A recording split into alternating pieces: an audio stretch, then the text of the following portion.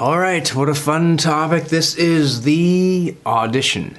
The audition. A lot of people don't like the audition because, well, you get nervous, you get scared, at least I do. I used to, I don't as much these days because I think there's techniques to kind of, or psychological techniques to avoid getting too nervous. And I'll just say it right now. It's you've got to get yourself to a point where you don't need the show as much. You really want to do it, but you kind of see, if I get the show, great. If I don't get the show, great. There's pros. It's a win-win situation. If you get into that mindset, it really does help. I mean, you kind of want the show. The show doesn't mean it's not important. Doesn't mean you don't really want it, but you kind of have a balance in your mind of like, if I'm in the show, great. If I'm not in the show, great. Either way, that can kind of help take the nerves off. But stage fright isn't what this episode is about. This episode is about the audition. Now, if you want to do a short film of your own, fantastic. You don't have to audition at all. If you've got the equipment, you've got the camera, you've got the sound, and I do. I could be shooting short films right now and having a great fun doing it. That's fine. But if you want to be in someone else's short film or movie, if you want to do stage or musicals, if you want to, break into anything else, chances are you're going to have to audition. People are going to want it. This is the interview. This is the job interview, as it were. Except most of the time when you go to an interview at IBM, you're not going to be singing and dancing. Here, that could very well happen, and mostly does. All right, so moving on, let's talk about the steps, what to expect for an audition, for better or for worse.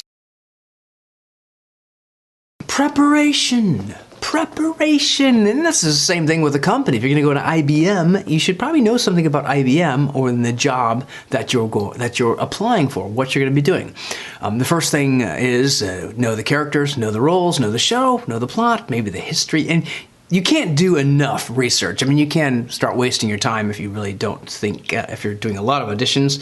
There's a little bit of resource management, but if you really want to do something, then yeah, check it out. Get the information. These days, if community theater is doing a show, chances are it's been done before. Somebody else has done it, and chances are there is a YouTube video out there, bootleg or not, whatever. You're not the one bootlegging it.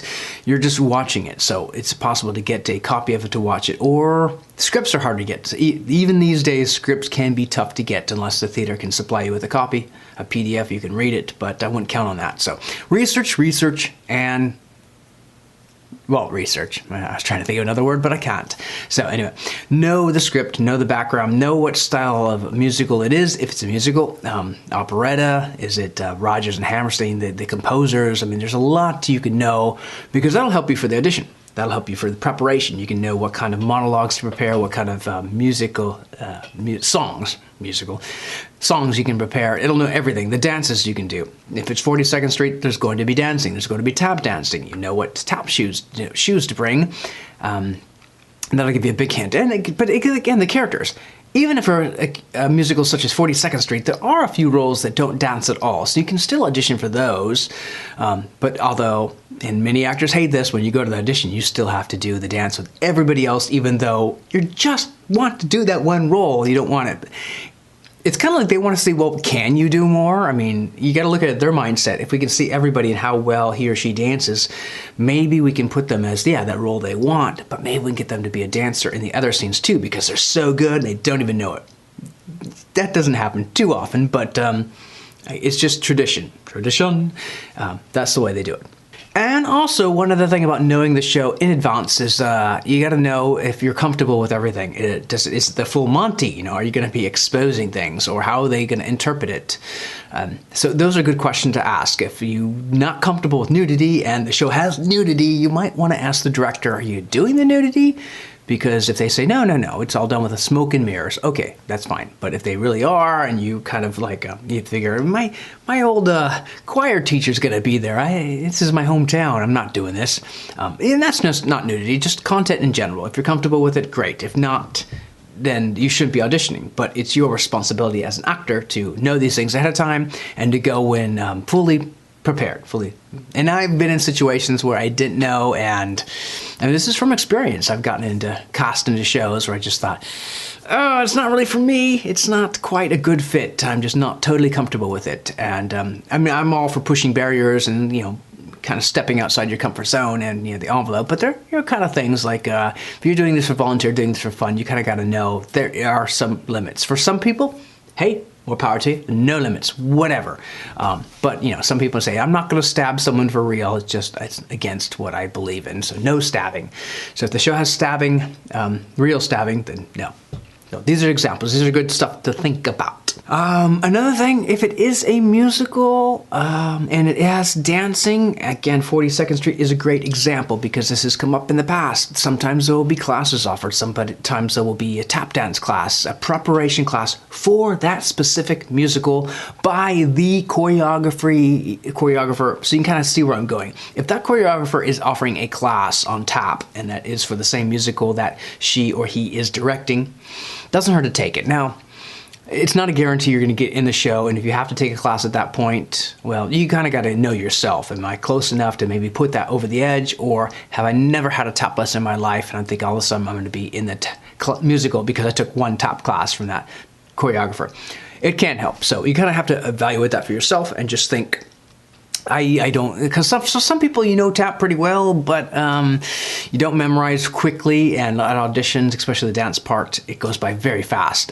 Sometimes it can help. There's no guarantee that what you learn in the class is going to be used on the audition, but there also is a chance it will. So stuff to think about. If there are classes, it generally does not hurt to take them. Same thing with a musical. For any class for preparing for auditions, it's probably a decent idea, provided it's not going to break the bank and you have, if you don't have money to pay your rent, don't take the class. But otherwise, if it's a fair rate that you feel is a fair rate, take the class. It just cannot hurt. It probably won't make you any worse.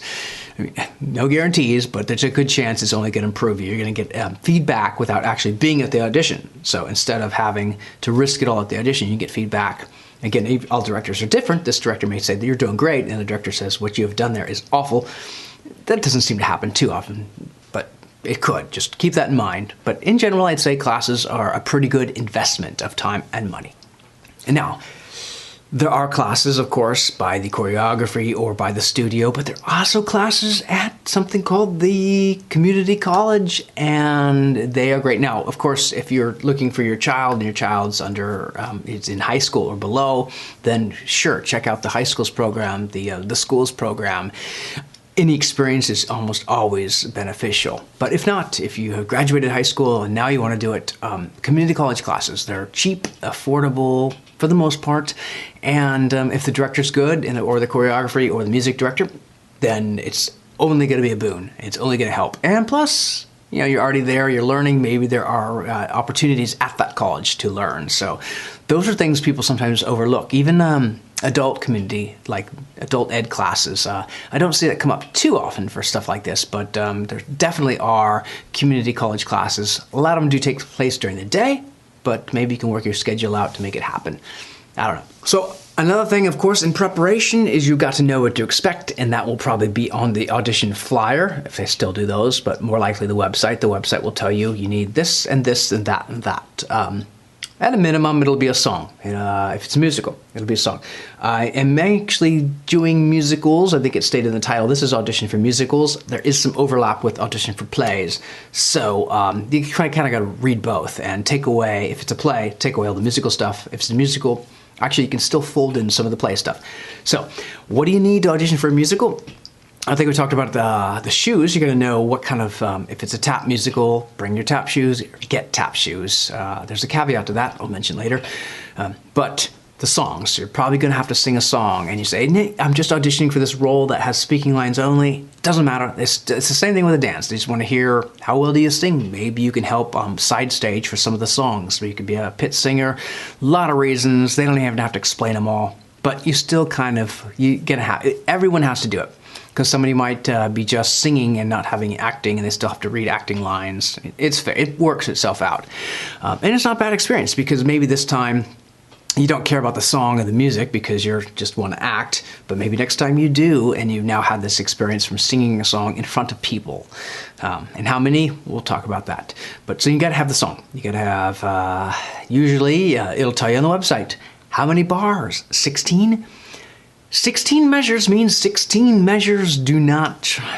you have a right to do whatever you want. It's a free country. But if you go in trying to sing like 10 minutes of music, you're probably going to get cut off. Now these days, I've seen people cut people off. I mean, for years, when they said 16, or 32, when you got past that, they just said thank you, and it was nothing personal. But it's like, we've heard all we need to hear. You may even hear it after 10, whatever. People try to be nice, but if you just go on and on and on, if it's a repetitive song, then you're wasting their time, you're wasting your own time, you're wasting other people's time. 16 is 16, 32 is 32. You just got to learn to count and factor that in. The types of songs, you could have a ballad or a slow song, or you could have up-tempo or a fast song. What you pick should be, fitting to the show. Be fitting to the show. So if it's a Rodgers and Hammerstein show, it helps if it's a Rodgers and Hammerstein song. However, it shouldn't be the song from the same show unless they allow it. And usually on a website, again, they'll have the kind of outline. It's sort of a faux pas. It's one of those known things. You try not to sing a song from the show. That's not 100% of the time. I've been to auditions where they said, I said I couldn't sing a song from the show. And they said, why not? So, I don't know. It's kind of like, it's just not done. And I said, no, you can do it if you want. All right, good to know. So I could have, and actually I did. They said, well, just sing the song from the show then, because I couldn't make callbacks. Long story, and I've just made it longer. But in general, that's sort of the tradition, is to not sing a song from the show, but try and sing a song that fits the show. You can usually ask people about that, or just do some research. Again, if it's the same composers, it's probably the same style. If it's Sondheim, you can sing a Sondheim song, and hopefully it fits. Composers have a range too. It's not like they all write exact same thing, but who knows?